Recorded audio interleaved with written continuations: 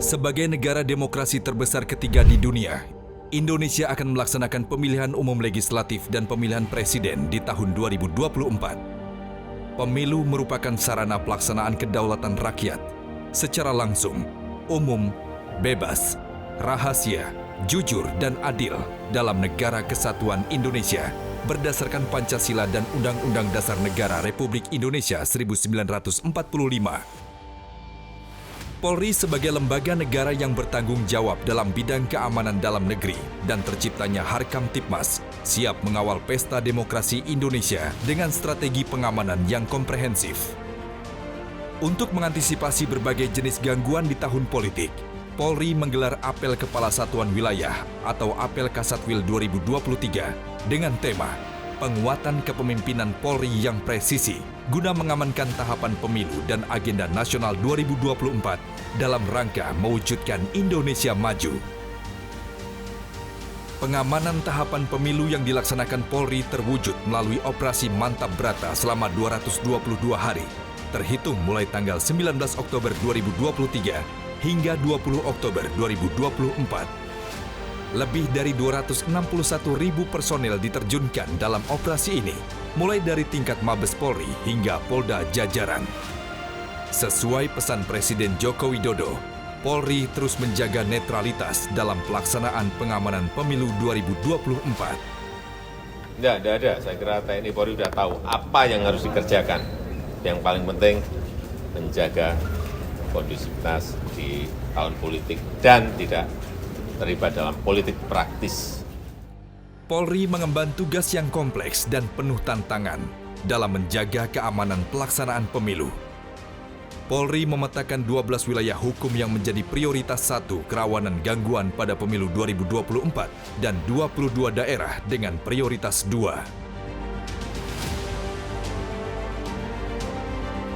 Sebagai langkah preventif untuk mengantisipasi polarisasi yang mungkin timbul akibat isu SARA selama pelaksanaan pemilu, Polri juga menggelar Operasi Nusantara Cooling System. Operasi ini bertujuan menghindari penyebaran berita palsu yang dapat memecah belah persatuan bangsa. Apel Kasatwil 2023 juga bertujuan memastikan setiap kepala satuan wilayah memahami tanggung jawab yang diemban Polri dalam mengawal berbagai proyek strategis nasional. Pemerintah menargetkan realisasi investasi sebesar 1.400 triliun rupiah di tahun 2023. Sebagai bagian dalam satuan tugas percepatan investasi, sinergi Polri dengan TNI dan kementerian atau lembaga berperan penting dalam mewujudkan iklim investasi yang baik. Bersama dengan TNI, Kementerian Lembaga dan Masyarakat, Polri berkomitmen memastikan pemilu 2024 berjalan dengan aman dan damai, agar terciptanya stabilitas keamanan dalam negeri menuju Indonesia maju. Halo pemirsa, jumpa lagi dengan saya Ratu Dianti dalam program Talk Show Presisi. Talk Show Presisi kali ini akan membahas terkait kesiapan Polri mengamankan seluruh tahapan pemilu 2024 dan seperti apa strategi Polri mengantisipasi terjadinya eskalasi gangguan Kamtipmas. Untuk mengetahui lebih lanjut terkait operasi Mantap Brata 2023-2024, saat ini saya sudah bersama dengan Irjen Pol Ferdianto Iskandar, BTKK, selaku Asisten Kapolri Bidang Operasi. Terima kasih Pak Ferdi sudah meluangkan waktunya untuk berbincang bersama kami dalam Talk Show Presisi. Ya, terima kasih Mbak Ratu. Baik, Pak Ferdi, ini pada gelaran pasukan operasi Mantap Brata, Kapolri Jenderal Polisi Listio Sigit Prabowo mengatakan bahwa menurut indeks kerawanan pemilu Bawaslu terdapat 5 provinsi dan 85 kabupaten atau kota berkategori kerawanan tinggi. Dan juga menurut IKP tahap 3 Polri ini terdapat 2 provinsi dan 1 kabupaten kota. Lalu bagaimana strategi pengamanan yang dilakukan di wilayah rawan dan kerawanan apa saja yang perlu diantisipasi selama berlangsungnya seluruh tahapan pemilu ini, Pak?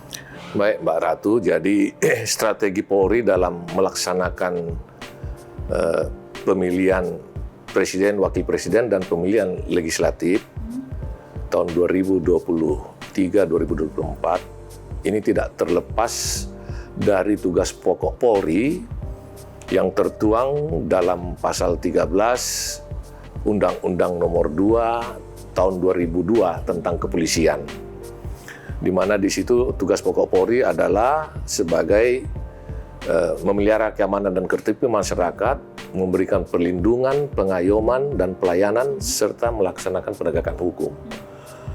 Nah, strategi Polri dalam melaksanakan pengamanan ini kita mengutamakan, mengedepankan kegiatan-kegiatan di bidang preventif dan preventif, dan didukung oleh tugas-tugas penegakan hukum.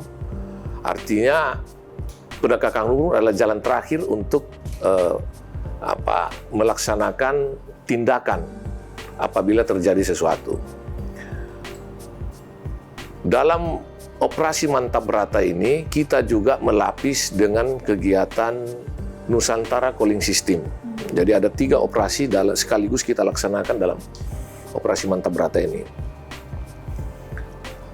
Nusantara Calling System ini tugasnya adalah memberikan penyuluhan dan memviralkan kegiatan-kegiatan positif daripada polisi dalam Polri, dan menggalang tokoh-tokoh masyarakat sehingga bisa mendinginkan situasi atau suasana pemilu yang mungkin dalam tanda kutip agak panas, ya.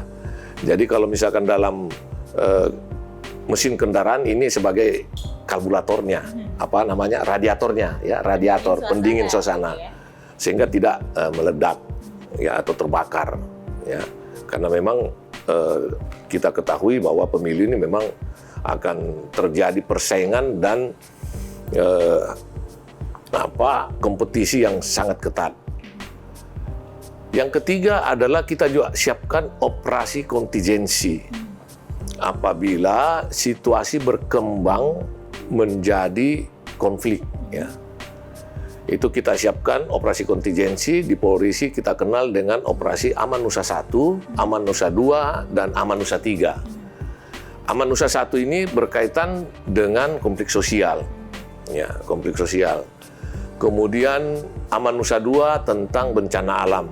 Ya, mudah-mudahan selama operasi 222 hari operasi ini tidak terjadi bencana alam.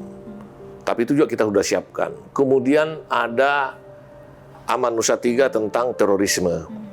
Ini juga kita siapkan. Sehingga semua tahapan-tahapan pemilu itu potensi ancaman itu berbeda, Mbak.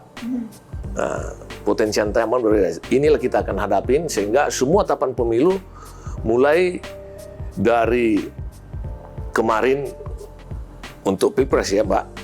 Mulai dari pendaftaran calon sampai dengan nanti tanggal 20 Oktober 2024 pelantikan dan pengambilan sumpah presiden dan wakil presiden terpilih, itu operasi itu kita lakukan. Jadi 222 hari.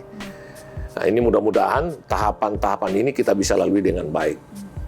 Nah, potensi ancamannya memang berbeda-beda, seperti misalkan pada saat kampanye itu mungkin ada anak-anak diikutsertakan, kemudian ada hate speech, kemudian ada mungkin polarisasi masalah politik identitas, kemudian pada saat mungkin tahapan Minggu Tenang, ya, itu sekitar tanggal 11 dan 13 Februari, mungkin ada masih ada pasang atribut, ada mungkin money politik dan lain sebagainya. Jadi semua pentapan-pentapan itu ada ada potensi-potensi kerawanan tersendiri.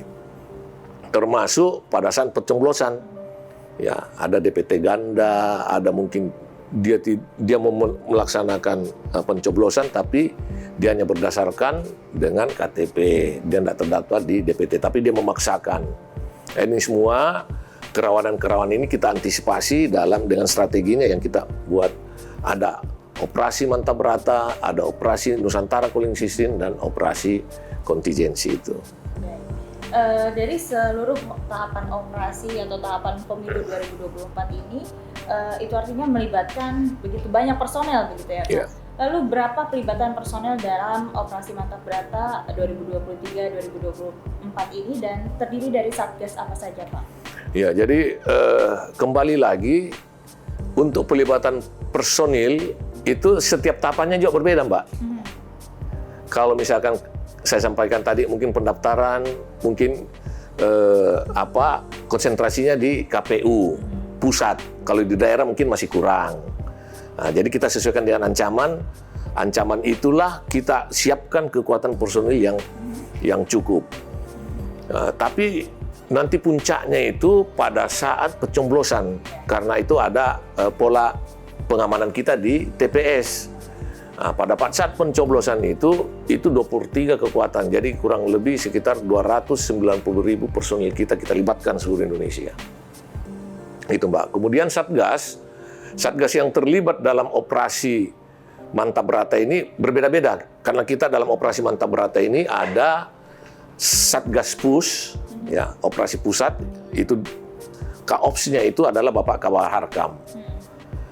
Kemudian untuk Satgas Polda itu Kaopsnya itu adalah Bapak Kapolda. Kemudian ada Satgas Res, ada di Polres.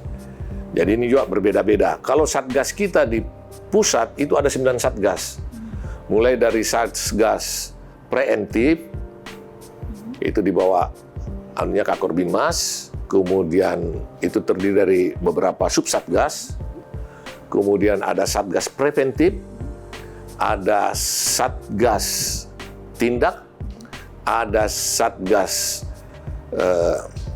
Gakum, ada Satgas yang kelima itu Satgas Pengamanan Capres dan Cawapres, kemudian ada Satgas Pengamanan TPS luar negeri, kemudian Satgas Humas, Satgas Bantuan.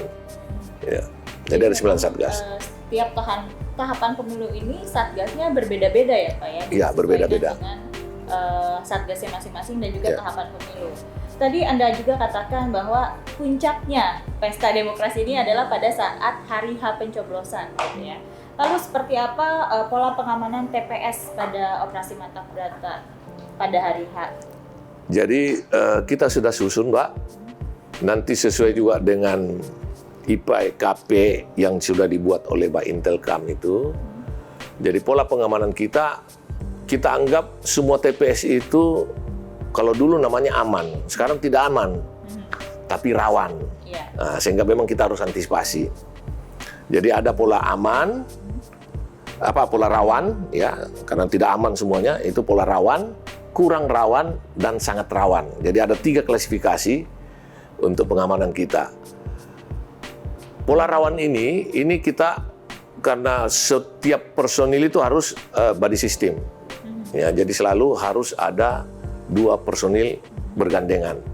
Jadi polanya 2, 6, 12 ya untuk yang rawan. Artinya 2 polisi, 6 TPS dan 12 petugas ketertiban yang ada di TPS. Tapi itu bisa, itu tidak mutlak, nanti disesuaikan dengan wilayahnya. Jadi itu yang standar kita buat, tapi bisa juga daerah juga bisa menyesuaikan. Itu ada masih dalam kualifikasi rawan itu 2, 8 dan 16. Artinya 2 polisi, 8 TPS, 16 petugas ketertiban. Dan yang ketiga adalah 2, 10, 20. Ya, itu yang rawan. Kemudian yang agak rawan itu 2 polisi, 2 TPS, 4 linmas. Ya, itu yang kurang rawan. Yang rawan, yang sangat rawan itu 2 polisi, 1 TPS, 2 petugas ketertiban. Jadi itu pola-pola kita untuk mengamankan TPS. Di samping itu juga nanti setiap polsek untuk membackup itu ada satuan-satuan kekuatan personil kita yang kita libatkan seperti kerangka personil yang akan membackup kalau terjadi sesuatu. Ya, peloton kerangka di Polsek, kemudian nanti di Polres ada kompi kerangka nanti yang ini. Baik, itu artinya untuk pola pengamanan setiap TPS berbeda tergantung dengan eskalasinya begitu ya. Ada eskalasi rawan, kurang rawan, agak rawan, sangat rawan. Ya, dan tentunya dari pihak kepolisian juga telah menyiapkan tim backup begitu ya Pak? Iya, betul. Jadi semua kita lapis-lapis. Baik. Kita masih akan terus berbincang Pak, namun sebelumnya kita harus jeda terlebih dahulu. Pemirsa jangan kemana-mana, tetaplah bersama kami dalam Talk Show Presisi.